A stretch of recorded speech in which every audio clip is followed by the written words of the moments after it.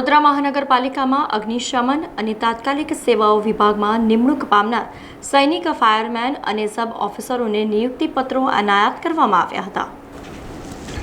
વડોદરા મહાનગરપાલિકામાં અગ્નિશમન અને તાત્કાલિક સેવાઓ વિભાગમાં સીધી ભરતીના આધારે નવીન નિમણૂક પામનાર સૈનિક, ફાયરમેન અને સબ ઓફિસરના કુલ 92 ઉમેદવારોને નિયુક્તિપત્રો એનાયત કરવાનો કાર્યક્રમ યોજવામાં આવ્યો હતો.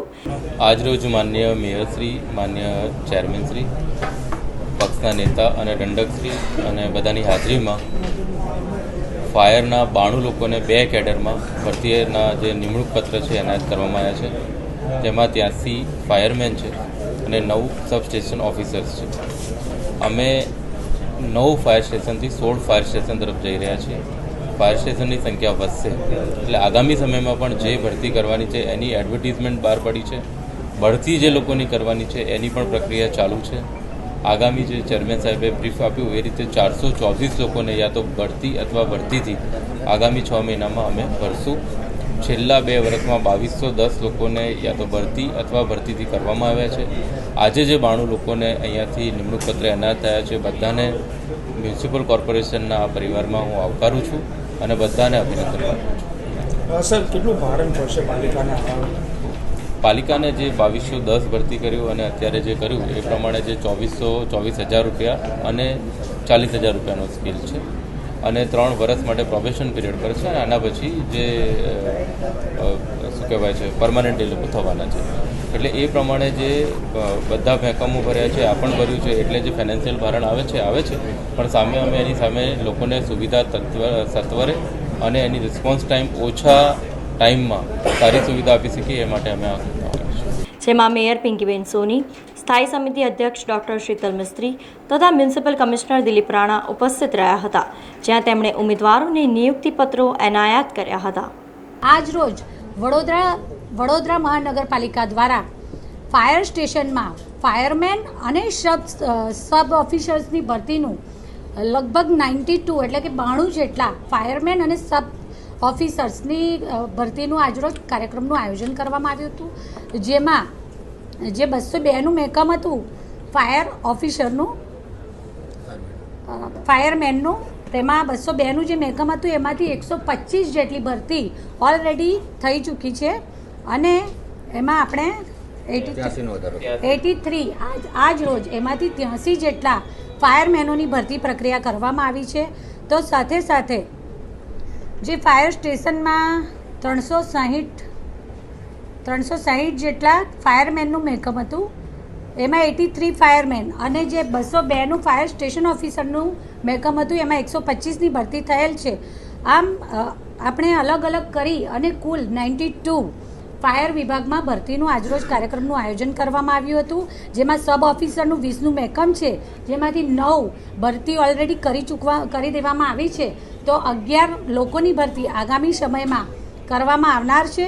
તો સાથે સાથે જે સ્ટેશન ઓફિસર છે કુલ 20નું મહેકમ છે, 20 જગ્યાઓ છે, તેમાંથી 3 જગ્યાએ ઓલરેડી ભરતી કરાયેલ છે. તો બાકીની 17 જેટલી જગ્યાઓ પર આગામી સમયમાં ભરતી કરવામાં આવશે.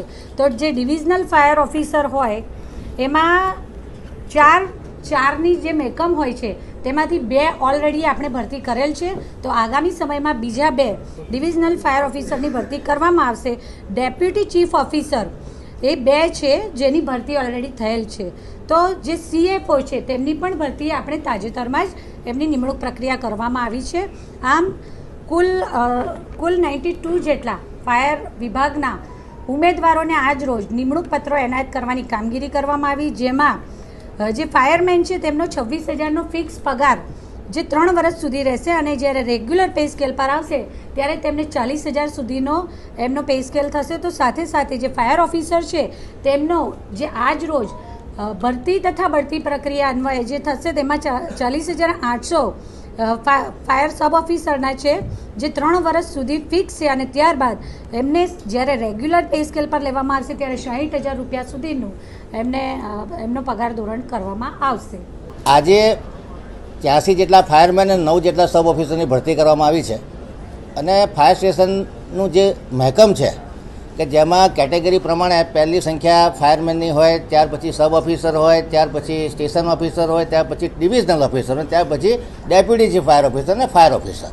આ તમામ મહેકમમાં ક્યાં ક્યાં ઘટ પડે છે એનો તલસ્પર્શી અભ્યાસ કરી અને આ તમામ ભરતી પ્રક્રિયા પૂર્ણ કરવાની નેમ માનનીય મ્યુનિસિપલ કમિશનર અને મેયર શ્રીમતી પિંકીબેન સોનીએ લીધેલી છે.